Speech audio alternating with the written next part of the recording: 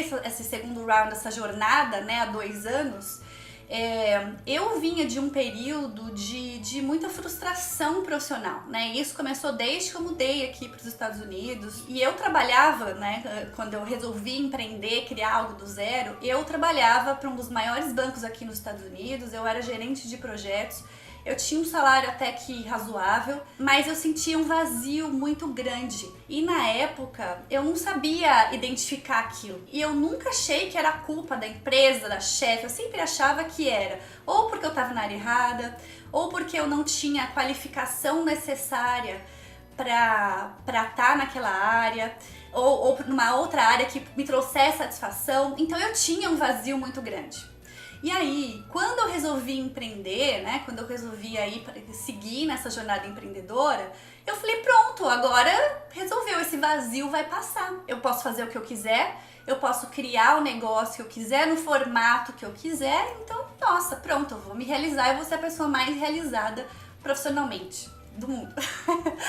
E aí, o que aconteceu? Quando eu tomei essa decisão, eu não sabia muito bem o que eu queria, o que eu ia fazer. Eu não tinha nenhuma clareza. Mas aí eu sou uma pessoa de fazer, né? Então eu sou uma pessoa de meter as caras e fazer. E foi o que eu fiz. Eu falei assim, não, quer saber? Já que eu não consegui ter clareza do que seria esse negócio, eu vou então comprar um curso que me ensina a criar um negócio, né, que eu possa fazer de casa. Eu pensei assim, bom, conforme eu for fazendo esse curso, a clareza que eu tô buscando vai aparecer durante o curso. E fui me contando isso, né, e aí tudo bem. E chegou no final, eu tava com um negócio estruturado, né, eu tinha meu negócio montado, mas eu não tinha razão. Eu ainda sentia o vazio, o mesmo vazio que eu sentia quando eu tava trabalhando para as empresas esses anos todos. Então eu falei, poxa, peraí, então a razão não é essa, né? Então, o que tem aí por trás disso? E aí eu falei, bom, então eu tenho um negócio, mas ainda não tenho satisfação, ainda tô sentindo esse vazio, tem alguma coisa errada e tal. E comecei a pesquisar na internet. E eu cheguei na internet de que a internet me contou, né, que o meu problema é que eu não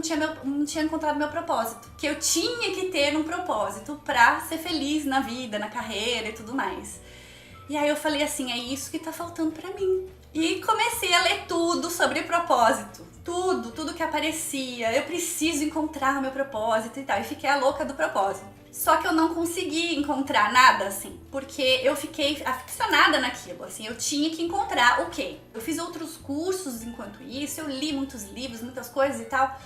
E fiquei nessa neura do propósito. Até chegou um ponto que eu falei assim, bom, essa é minha sina, todo mundo tem um propósito, menos eu. Então eu tava meio nessa linha de ver se eu descubro com base no externo, no que as pessoas, vamos ver se alguém tem uma dica pra me ajudar. Eu pedia pras pessoas, o que eu faço bem? Me ajuda, né?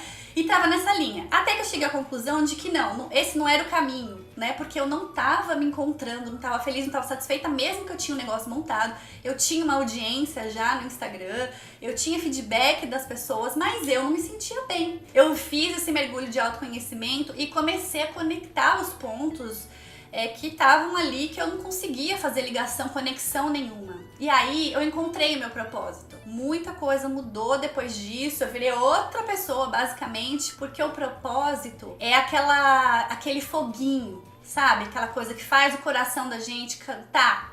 E o propósito, ele tá dentro da gente, é uma coisa interna, uma coisa nossa, é individual. Não é o nosso filho, não é o nosso marido, não é a nossa família. É uma coisa nossa, muito nossa mesmo, muito individual, tá? Então por isso que eu tenho essa coisa tão forte do propósito. E aí o meu propósito, a minha missão, enfim, virou ajudar as mulheres a encontrarem também o seu propósito. Porque eu sei o quanto é difícil você ter essa energia dentro de você, essa vontade, e ao mesmo tempo viver nesse vazio. Né, essa coisa assim, sem ter aquela ganinha, aquele foguinho, né, que é quando eu acordo da cama com aquele foguinho, aquela vontade de realizar, de fazer, de acontecer. Mas esse aprendizado também me levou a outros insights, a outras reflexões de que só o propósito não basta, tá? Para que a gente se realize profissionalmente, para que a gente seja feliz na vida ou na profissão. E, ao mesmo tempo, para que o nosso negócio seja um negócio sustentável, né? Para que isso tenha escalabilidade, para que a gente de fato consiga fazer um impacto social e econômico, como é a proposta que eu tenho, por exemplo, para as minhas clientes. Não importa se você é uma micro, nano empresa, uma empresa de médio porte, de grande porte, se você é um profissional liberal, se você trabalha para uma empresa, se você é dono de casa, não importa, não importa. Toda empresa, organização precisa ter visão, missão e valores. Exatamente isso. E por que que isso é tão importante? Porque a gente, primeiro, tem claro qual que é o nosso propósito, qual que é a nossa missão. A gente encontra o grupo de pessoas que a gente vai ajudar, que esse propósito, que essa missão vai ajudar a resolver um problema. E qual que é o grande lance aqui que muita gente não percebe? Isso daí é besteira, essa coisa de marketing de propósito. Por que que não é besteira? Porque quando você encontra as pessoas que estão buscando, você resolve o problema dessas pessoas que estavam buscando exatamente isso que você tem para oferecer, você cria um grupo de fãs. Por quê? Os seus clientes, eles não são fãs do seu produto, daquele produto específico. Eles são fãs da sua proposta de valor, da sua marca, do que você oferece. Né? Então, qualquer produto que você coloque, que você lance, eles vão comprar. A gente tem que entender, aprender a se conectar com esses clientes, a realmente atender, né? Atender as necessidades desses clientes, para que a gente converta essas pessoas em fãs, não de um produto, em fãs da marca, da nossa proposta de valor, do que a gente tem para entregar. Bom, são os 5 mitos. Eu não sei se vocês têm alguma coisa para falar sobre isso, mas se não, eu vou entrar na parte de como a gente pode encontrar o nosso propósito. Eu já fiz muitas coisas que eu era boa, inclusive na minha empresa, na minha primeira empresa, quando eu tinha 22 anos, eu tinha uma proposta muito boa. Isso não era propósito. Então, você ter uma empresa que tem bons produtos, que atende bem o cliente, isso é uma proposta. Você tem uma boa proposta. Isso não é propósito. Agora, propósito tem impacto social. Você está contribuindo com a sociedade de alguma maneira. E essa contribuição não necessariamente tem que ser feita via doação financeira. Ela pode ser feita de várias maneiras, inclusive através do tipo de problema que você resolve na sociedade. E isso vale para produtos, vale para serviços, vale para qualquer coisa que você trabalhe. Como é que a gente faz para encontrar isso? Muita gente fala que é através dos seus talentos, né? Que é aquilo que você faz com facilidade. Muitas pessoas também falam que é pela sua paixão, aquilo que você ama fazer. Mas a gente tem paixão por muita coisa que a gente não converte em propósito. A gente tem alguns talentos que também a gente não converte em propósito. Então eu não sou a favor de nenhuma dessas duas linhas. Eu acho que parte do autoconhecimento, e como eu falei pra vocês, é uma jornada, né? Então é uma coisa que começa pelo autoconhecimento. Na minha opinião, é um conjunto de coisas. É como se quando você vai fazer uma sopa. Então sim, você tem que identificar os seus talentos, né? Você nasceu com algumas coisas. E sabe por que é tão difícil a gente identificar os nossos talentos? Porque é tão fácil pra gente que a gente não percebe. A gente não dá valor. Então quando a gente começa a perceber, perguntar para outras pessoas, o que você, né? Ou ouvir, por que as pessoas chegam até mim? O que as pessoas mais me perguntam?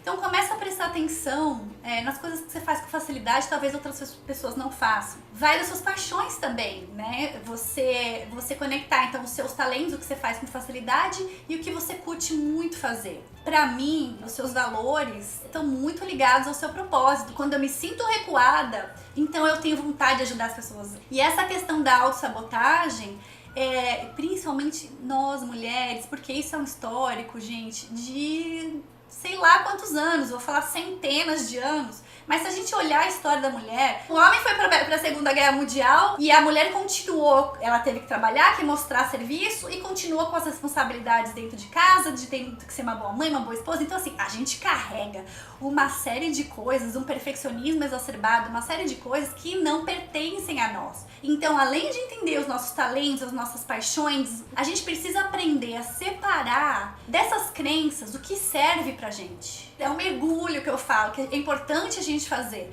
para poder entender. E aí você precisa ter algumas técnicas para te ajudar a de fato entender da onde vem esses bloqueios todos que a gente tem. E sabe uma coisa que é muito legal, que a gente não para pra pensar? Todos nós somos únicos. O que faz de nós seres únicos e como a gente pode usar isso em prol de outras pessoas, em prol de poder ajudar outras pessoas, né? Como a gente cria um pacote, empacota isso em um produto ou serviço que a gente consiga ajudar a sociedade, contribuir realmente com a sociedade. Eu acho que a grande mensagem é isso, você realmente descobrir por que você faz o que você faz. Eu não sei a quantidade exata de mulheres que não se sentem livres, mas eu consigo identificar dentro desses problemas quais são as razões que eu enxergo para a mulher não se sentir livre. Ela não conseguir se expressar, não conseguir se expressar através do trabalho, não conseguir se sentir realizada, não conseguir ter a questão financeira que pode pegar para ela pode se ver obrigada a suportar uma relação que é difícil, que é complicada, porque ela não tem condições, porque tem os filhos, então, enfim, uma série de coisas. Então, assim, desse problema, eu fui mensurando e fui criando um funil para dentro dos meus valores, dos meus talentos, das minhas habilidades, como é que eu consigo ajudar essa mulher, né? E às vezes a gente fica muito presa nessas coisas muito amplas e não consegue sair do lugar. Que é o que eu bato muito na tecla em tudo que eu faço, gente. Onde é que você tá, onde é que você quer chegar e como é que você vai fazer pra chegar lá. É isso que eu tenho por hoje. Boa noite pra vocês e até a próxima terça-feira. Um beijo, tchau!